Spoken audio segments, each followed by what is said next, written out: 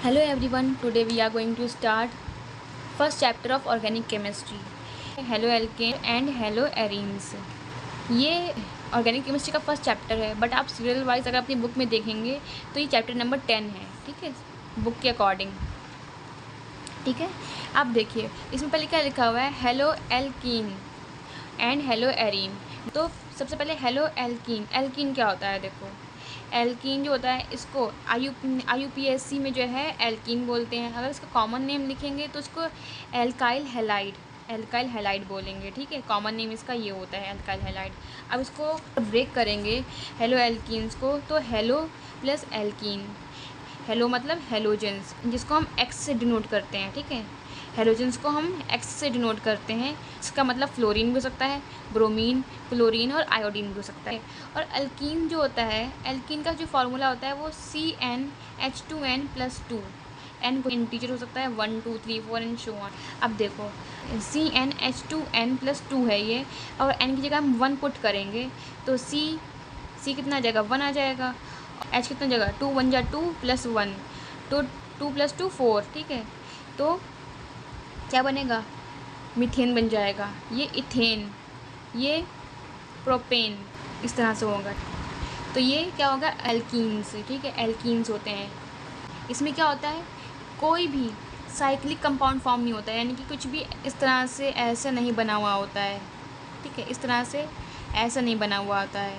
ठीक है, इसमें ये नहीं, तो इसमें सिर्फ ऐसा होता है, मीथेन, इथेन, प्रोपेन, ब्यूटेन, इस तरह से होते हैं। ये कंपाउंड नहीं आता है। सबसे पहले तो हमने समझ लिया हेलो एल्कीन्स क्या होते हैं। ठीक है, हमने हेलो एल्कीन समझ लिया जो इस तरह से होते हैं, जो ये बनाते हैं। CnH2n+2 का अगर फॉर्मूला आपको दिखेगा तो ये समझ लेना कि वो एल्कीन है। और अगर इसमें एक्स जोड़ देंगे, एक्स मतलब कोई भी हेलोजन जोड़ देंगे, तो ये बन जाएगा हेलो एल्कीन, जिसमें ये चीज़ नहीं होती है, यानी कि नो साइक्लिक फॉर्म, कोई भी साइक्लिक कंपाउंड फॉर्म नहीं होता है इसमें। उसके लिए अब देखो, अब ये क्या है, अब ये हमने बनाया है, ये क्या बना हुआ है, मीथेन बना हुआ है। मीथेन है प्लस ब्रोमीन। अगर हम इसको क्या करेंगे, अगर यहाँ से H निकाल दी तो क्या बनेगा, ब्रोमो मीथेन बन जाएगा ये। अगर हमने यहाँ से H को हटा दिया, ठीक है, CH3Br बनेगा और प्लस H निकल जाएगा, तो ये क्या बन जाएगा, ब्रोमो मीथेन बन जाएगा। उसके बाद देखो, ये हमने पढ़ लिया हेलो एल्केन्स के बारे में। अब हम पढ़ते हैं हेलो एरीन्स क्या होते हैं।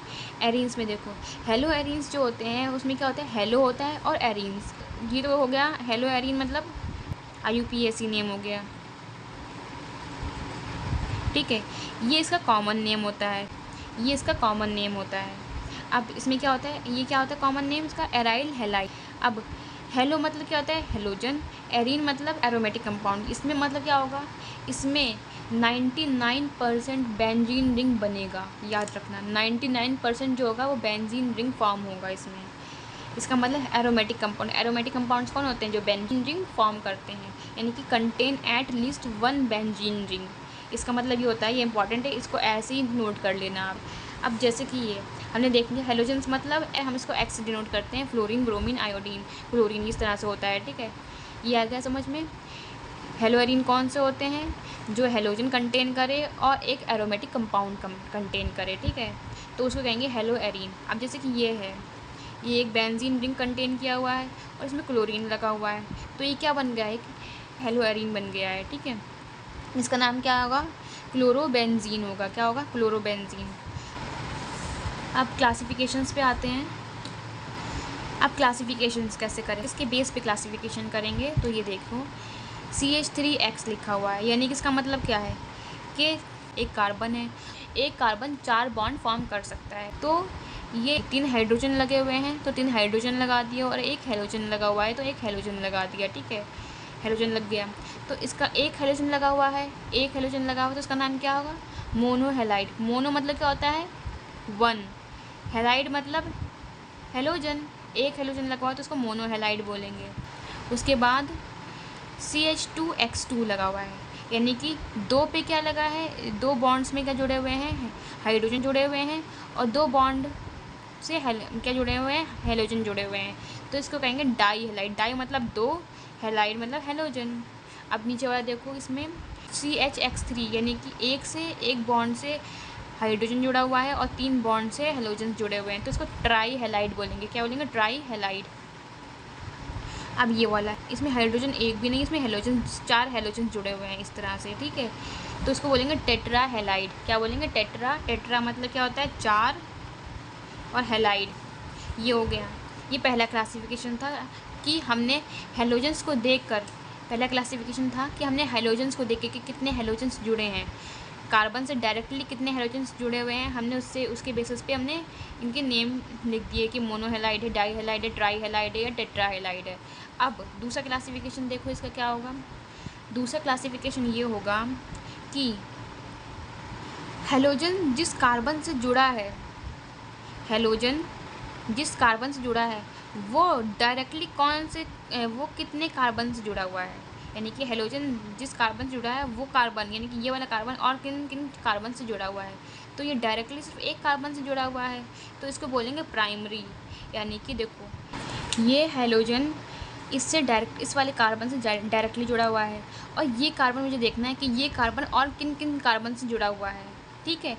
इस कार्बन के बेसिस पे मुझे पता चलेगा कि ये प्राइमरी है या सेकेंडरी है या टर्शरी है, ठीक है।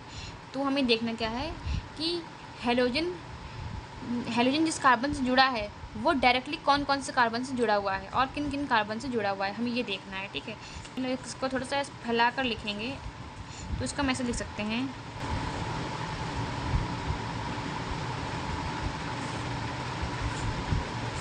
ये वाला कार्बन हो गया और ये जुड़ा हुआ है इस वाले कार्बन से।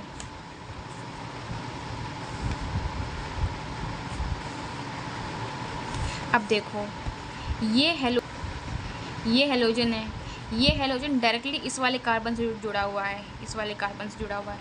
हमें देखना ये है कि ये कार्बन और किन किन कार्बन से जुड़ा हुआ है, यानी कि ये डायरेक्टली सिर्फ एक कार्बन से जुड़ा हुआ है, डायरेक्टली एक कार्बन से जुड़ा हुआ है।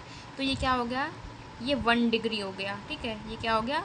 1 डिग्री हो गया, यानी कि ये प्राइमरी हो गया। क्या हो गया? प्राइमरी। हमें देखना ये है कि हेलोजन जिस कार्बन से जुड़ा है वो और किन किन कार्बन से जुड़ा हुआ है। अगर वो एक कार्बन जुड़ा होगा तो वो प्राइमरी होगा, यानी कि 1 डिग्री होगा। अगर अब देखो ये हेलोजन है, ये हेलोजन जो है डायरेक्टली इस बीच वाले कार्बन से जुड़ा हुआ है, और हमें देखना ये है कि ये कार्बन और किन किन कार्बन से जुड़ा हुआ है। तो ये डायरेक्टली 2 कार्बन से जुड़ा हुआ है, एक इधर और एक इधर। तो ये क्या हो गया? तो ये हो गया सेकेंडरी, ठीक है। क्या हो गया? सेकेंडरी, यानी कि 2 डिग्री हो गया, ठीक है। अब ये वाला देखो, ये हेलोजन है, हेलोजन डायरेक्टली कौन से कार्बन जुड़ा हुआ है? इस वाले कार्बन से जुड़ा हुआ है। हमें क्या देखना है कि ये वाला कार्बन और किन कार्बन से जुड़ा हुआ है। तो ये दिख रहा है हमें डायरेक्टली 3 कार्बन से जुड़ा हुआ है, एक इधर जुड़ा हुआ है, एक यहाँ जुड़ा हुआ है और एक इधर जुड़ा हुआ है। तो ये क्या होगा? ये 3 डिग्री हो गया, ठीक है।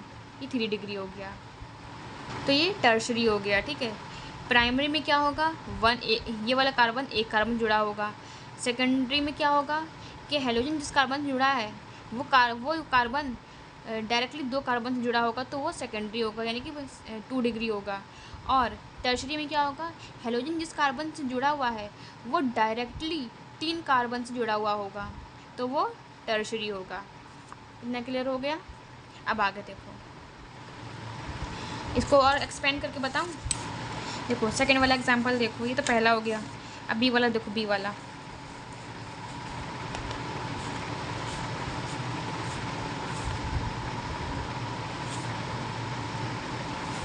चार वैलेंसी सबकी हो गई। इस वाले कार्बन की 4, इस वाले कार्बन की 4 और इस वाले कार्बन की बॉन्ड 4 हो गई, ठीक है। अब यहाँ पे तो हाइड्रोजन जुड़े हुए हैं इस वाले कार्बन से, इसमें एक X जुड़ा हुआ है, ठीक है, ये X हो गया, और एक हाइड्रोजन जुड़ा हुआ है, इसमें H होगा, इसमें H, ठीक है। ये हो गया इतना। अब देखो ये है क्या? हेलोजन। ये हेलोजन किस कार्बन से जुड़ा हुआ है? डायरेक्टली इस कार्बन से जुड़ा हुआ है, हमें दिख रहा है डायरेक्टली इस वाले कार्बन से जुड़ा हुआ है। और ये कार्बन डायरेक्टली इस वाले कार्बन से जुड़ा हुआ है और डायरेक्टली इस वाले कार्बन से जुड़ा हुआ है।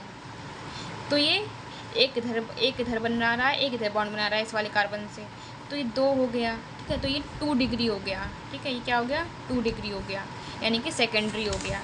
अब टर्शरी वाला देखो, टर्शरी वाले में ये एक कार्बन हो गया,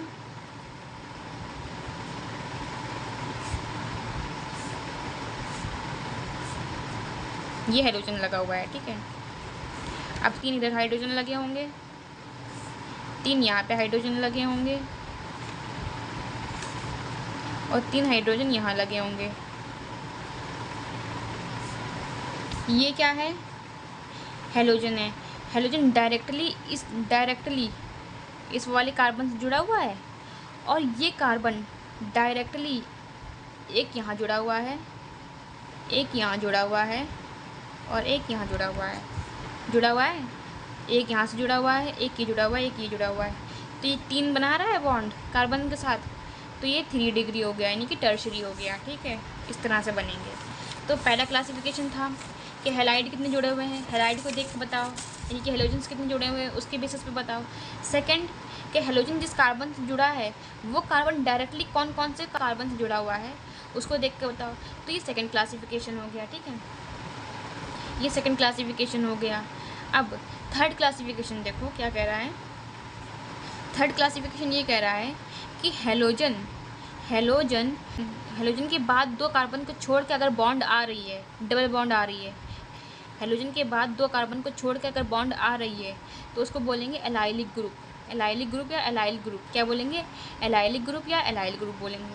अब जैसे कि ये है, ये हेलोजन लगा हुआ है, इसके बाद 2 कार्बन को छोड़ दो, 2 कार्बन को छोड़ दो, उसके बाद डबल बॉन्ड आ रही है तो ये क्या होगा? एक एलाइलिक ग्रुप हो जाएगा। जैसे कि ये वाला है, ये हेलोजन लगा हुआ है, अब एक कार्बन तो यहाँ पर है, एक कार्बन को यहाँ है, तो हेलोजन के 2 कार्बन को छोड़ने के बाद अगर कोई डबल बॉन्ड आएगी तो उसको क्या बोलेंगे? एलाइलिक ग्रुप बोलेंगे। तो इसका बॉन्ड को क्या बोलेंगे? एलाइलिक ग्रुप बोलेंगे। अब मैंने यहाँ पे एक हिंदी में लिख रखा है नोट छोटा सा कि हेलोजन, ये एक्स जो बना होता है उसका मतलब होता है हेलोजन।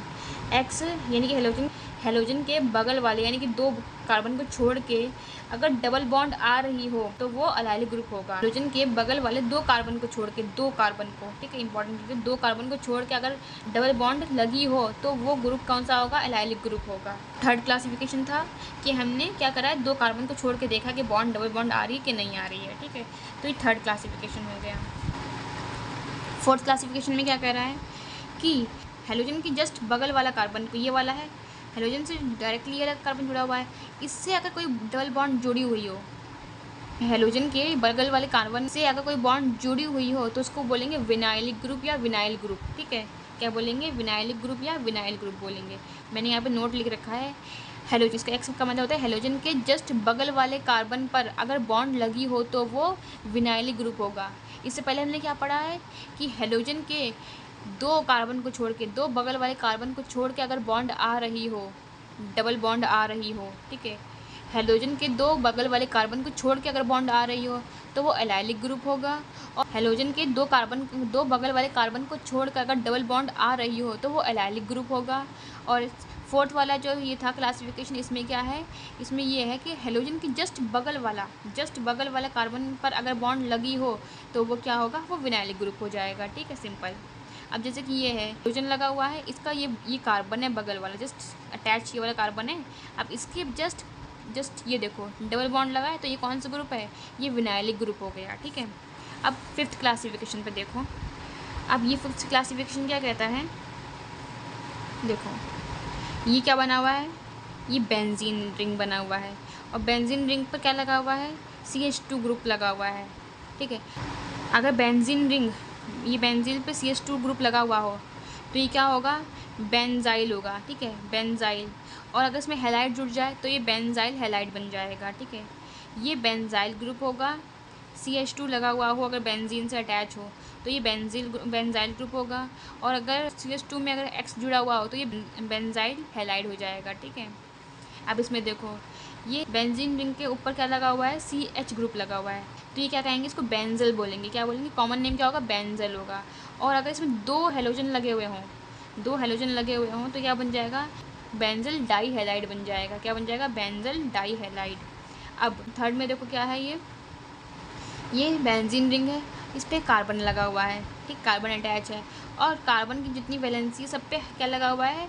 हेलोजन लगा हुआ है। तो ये फिर क्या बन जाएगा? ये बेंजो बन जाएगा। इतना जो होगा ये बेंजो हो जाएगा। और अगर इस पर हमने हेलोजन अटैच कर दिए, 3 हेलोजन अटैच कर दिए तो ये बन जाएगा बेंजो ट्राई हैलाइड। इस इतने वाले को क्या बोलेंगे? बेंजो बोलेंगे। इतने वाले एक्स को हटा के क्या बोलेंगे? ये बेंजल, बेंजाइल। अगर 2 हाइड्रोजन लगे हैं तो बेंजाइल, एक लगा है तो बेंजल, और एक भी नहीं है लगा, 0 है तो वो बेंजो हो जाएगा। ठीक है, कॉमन नेम होता है बेंजो। ठीक है, ये CN का मतलब होता है कॉमन नेम। अब हम इसकी नेमिंग देखते हैं। क्लासिफिकेशन क्लियर हो गए, अब थोड़े नेमिंग्स देख लेते हैं। अब नेम देखो इनकी, IUPAC नेम देखेंगे और कॉमन नेम भी देखेंगे। ठीक है, तो देखो CH3Br लगा है, CH3Br यानी कि ऐसे लिखते हैं हम इसको CBr, और यहाँ पे क्या लगे हुए हैं, हाइड्रोजन लगे हुए हैं। ठीक है, ये इस तरह से बन जाएगा। तो Br डायरेक्टली अटैच है। ठीक है, इससे तो क्या हो जाएगा, ब्रोमोमीथेन। क्या बोलेंगे, ब्रोमो मीथेन क्यों बोलेंगे, क्योंकि एक कार्बन है तो ये मीथेन हो जाएगा। और मैंने आपको क्या बताया था, Br क्या है, ये क्या है, ये प्रीफिक्स है, सब्स्टिट्यूएंट लगा हुआ है। क्या लगा हुआ है, सब्स्टिट्यूएंट। तो सब्स्टिट्यूएंट पहले आता है, फिर बाद में क्या आता है, वर्ड रूट आता है, उसके बाद इन आइन आता है। ठीक है, तो सब्स्टिट्यूएंट लगा दिया ब्रोमो मीथेन। ठीक है, अगर इसको हम कॉमन नेम में लिखेंगे तो क्या लिखेंगे, वर्ड रूट पहले आ जाता है, मिथाइल ब्रोमाइड हो जाएगा। ठीक है, ब्रोमाइड, मिथाइल ब्रोमाइड। ठीक है, ब्रोमो से ब्रोमाइड बन जाएगा और मीथेन से मिथाइल बन जाएगा। कॉमन नेम में ये हो जाता है, मतलब लास्ट में आई लग जाता है, मिथाइल, और इसमें ब्रोमाइड। IUPAC में पढ़ा ब्रोमो मीथेन, और कॉमन नेम में पढ़ेंगे हम मिथाइल ब्रोमाइड। अब ये वाला देखो, CH3CH2Cl, ये क्या बना हुआ है, इसका IUPAC नेम लिखेंगे तो क्लोरो इथेन हो जाएगा। ठीक है, क्योंकि 2 कार्बन है, हमने पढ़ा था 2 कार्बन हो गए तो क्या होगा, एथ हो जाएगा, और सिंगल बॉन्ड है तो एन लग जाएगा, तो ethane, chloro ethane. Common name पढ़ेंगे अगर इसका तो इथाइल क्लोराइड। ओके, अब ये देखो, अब ये क्या बना है, 3 कार्बन है, आयोडीन लगा हुआ है, तो 1 2 3 यानी कि प्रोप, सिंगल बॉन्ड है तो एन, और आई सब्स्टिट्यूएंट है तो आइडो प्रोपेन आ जाएगा। अगर इसको कॉमन नेम लिखेंगे तो क्या लिखेंगे, तो एन प्रोपाइल आयोडाइड। अब हमने यहाँ पे एन क्यों लिखा, क्योंकि ये एक चैन है। ठीक है, जब ऐसा सिंगल लॉन्ग चैन आएगी ना, 3 कार्बन से ज़्यादा अगर चैन आ रही है, सिंगल चैन आ रही है, सिंगल लाइन ऐसे बन रहा है इस तरह से। ठीक है, सिंगल लाइन ऐसे बन रहा है, 2 में तो चलो हम ऐसे लिख देंगे इथाइल क्लोराइड। अगर 3 से ज़्यादा या 3 तो हम उसमें लिखेंगे एन प्रोपाइल आयोडाइड। ठीक है, एन ब्रोमाइड आयोडाइड, इस तरह से लिखेंगे। ठीक, कुछ भी मतलब अगर एन बन रहा होगा यानी कि सिंगल चैन ऐसे लॉन्ग चैन बन रही होगी तो हम लिखेंगे एन। और अगर इस तरह से बन रहा होगा, ये इस तरह से जिसकी ये बन रहा है, देखो CH3CH, और यहाँ पे क्या लगा हुआ है, आई लगा हुआ है, और नीचे CH3 लगा हुआ है, तो इसमें क्या हो जाएगा, इसको हम ऐसे लिखेंगे CH3 CH, और ये आई लगा दिया। ठीक है, और ये CH3 लगा हुआ है। अगर हम इसको ऐसे लिख दें तो देखो क्या होगा, ये बन जाएगा आइसो। ये कुछ इस तरह से बना, इस तरह से बना। अगर इसी को हम इस तरह से लिख दें,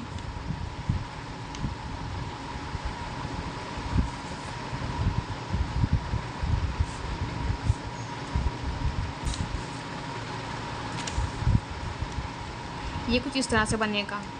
ठीक है, इस तरह से देखो ये बन रहा है, इस तरह से बनेगा।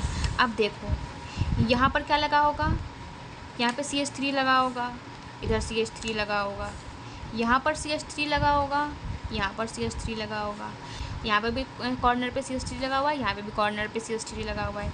अगर इस तरह से पैटर्न बन रहा होगा तो उसमें हम क्या लिखेंगे, आइसो लिखेंगे। क्या लिखेंगे, आइसो। कॉमन नेम में क्या लिखेंगे, आइसो। यहाँ पे CH3 लिखा हुआ है, इधर भी, यानी कॉर्नर पे क्या बन रहा होगा, CH3 बन रहा होगा। और ठीक है, यहाँ पे एक कार्बन होगा और ये कार्बन किसी हेलोजन से जुड़ा हुआ होगा। ठीक है, यहाँ पे कार्बन होगा और ये कार्बन इससे जुड़ा हुआ होगा।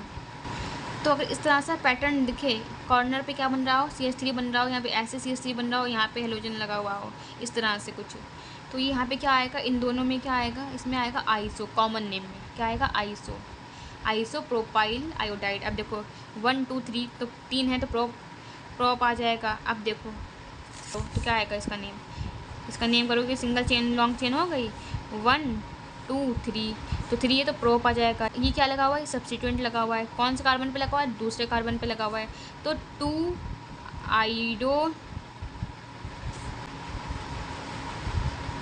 प्रोपेन हो जाएगा इसका नाम, 2 आइडोप्रोपेन। अब इसमें देखो क्या होगा, इसमें भी सेम नेम आएगा। यहाँ पे क्या है, CH3 लगा हुआ है, देखो ये मैंने लॉन्ग चेन ले ली, 1 2 3 2 आइडोप्रोपेन का नेम सेम आएगा, बस पैटर्न चेंज हो जाएगा, ठीक है। अब ये तो IUPAC नेम हो गया, कॉमन नेम में लिखेंगे आइसोप्रोपाइल आयोडाइड। क्या लिखेंगे, यानी कि इस पैटर्न को देख कर क्या बनेगा, आइसोप्रोपाइल। जिसके हमने इसको देखा तो हमने N लगा दिया, हमने ऐसा पैटर्न देखा तो हमने N लगा दिया। और अगर हम ऐसा पैटर्न देखेंगे इस तरह से तो उसमें आइसो लगाएंगे। इन दोनों में ही क्या लगेगा, आइसोप्रोपाइल आयोडाइड, या फिर अगर 4 होंगे तो आइसोब्यूटाइल आयोडाइड, कुछ भी आइसोपेंटाइल आयोडाइड, इस तरह से बन जाएगा, ठीक है। ये हो गया क्लियर। नेक्स्ट एग्जांपल देखो क्या कह रहा है। नेक्स्ट एग्जांपल में लिखा हुआ है 1 2 3 4, कितने कार्बन है, 4 कार्बन, यानी कि ब्यूट आएगा। सिंगल बॉन्ड है तो एन आएगा। अब एक कार्बन पे क्या लगा हुआ है, ब्रोमीन लगा हुआ है।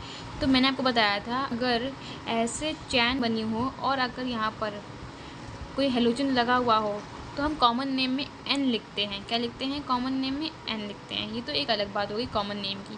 IUPAC नेम में क्या लिखेंगे, ब्रोमोब्यूटेन। अगर ये ब्रोमो यहाँ पर लगा होता तो क्या लिखते हैं हम, 2 ब्रोमोब्यूटेन। क्या लिखते हैं, 2 ब्रोमोब्यूटेन। ये ब्रोमीन यहाँ पर लगा होता है तो हम लिखते हैं 2 ब्रोमोब्यूटेन। 3 कार्बन में स्ट्रेट चेन बने, या अगर 4 कार्बन हो, 5 कार्बन हो, इस तरह से स्ट्रेट चेन बना रहा हो और हेलोजन लगा हुआ हो तो हम लिखेंगे कॉमन नेम में N। क्या लिखते हैं, N ब्यूटाइल ब्रोमाइड, ठीक है। अब इस तरह से ये सेम एग्जांपल है, ये वाला यही है 4 कार्बन वाला, बस हमने क्या किया, एक CH3 को उठाकर हमने यहाँ पर लगा दिया है, ठीक है। तो ये कुछ इस तरह से बन गया, इस तरह से बना। तो अब इसमें देखो क्या होगा, अगर हम इसको IUPAC नेम लिखेंगे तो क्या लिखेंगे, 1। अब देखो इधर से क्या किया हमने, इस तरह से हमने ये लॉन्गेस्ट चेन ली पहले, इसमें हम नंबरिंग करते हैं 1 2 3, ठीक है। ये नंबरिंग कर दी हमने।